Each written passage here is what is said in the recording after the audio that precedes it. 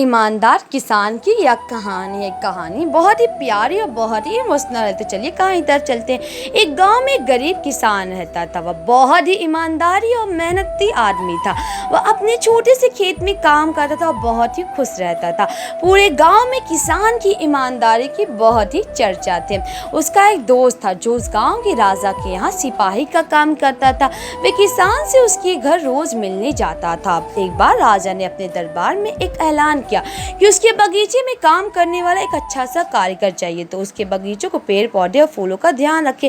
राजा का यह ऐलान सुनकर किसान के दोस्त सिपाही ने सोचा कि यही मौका है कि किसान से मित्रता निभाने की मैं वहाँ बगीचे में काम कर लगवा दूं। उसका वह मेरा साथ भी रहेगा और किसान का भला भी हो जाएगा। सोच के उसने राजा से कहा, महाराज, मैं आपके लिए एक ऐसे आदमी को लेकर आऊंगा जो यह काम अच्छे से कर लेगा। सभी राजा ने उस सिपाही को आदेश दिया कि जाओ, कल से ही बगीचे में काम करने के लिए कह दो। उसी वक्त वह सिपाही अपने दोस्त किसान के पास पहुंच गया। उसने किसान के बगीचों के काम की सारी बात बता दी और किसान ने भी काम करने की खुशी खुशी हाँ कर दी। अगले दिन अपने दोस्त के साथ राजमहल पहुंच गया।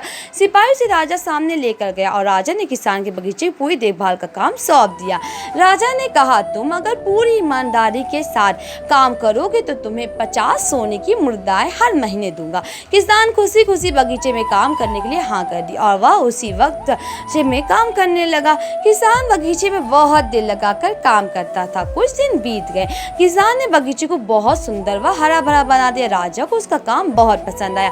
एक दिन किसान बगीचे में कुछ खुदाई कर रहा था तो उसने जमीन में कुछ महसूस किया। तो उसने खुदाई में देखा कि वहाँ एक नीचे बड़ी सी संदूक थी। किसान ने वह संदूक बाहर निकाला और खोला तो क्या देखा, वह सोने और चांदी से भरी हुई थी।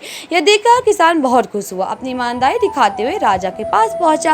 राजा किसान की ईमानदारी देखकर बहुत खुश हुए और उसके साथ वहां गए जहां किसान ने खजाना निकाला था।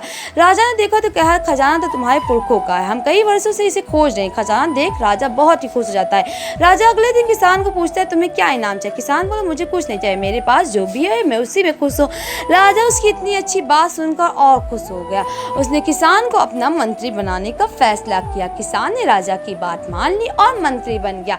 Thank you for watching friends. तो ऐसी ही इंटरेस्टिंग कहानी के लिए मेरे चैनल को लाइक एंड सब्सक्राइब करें।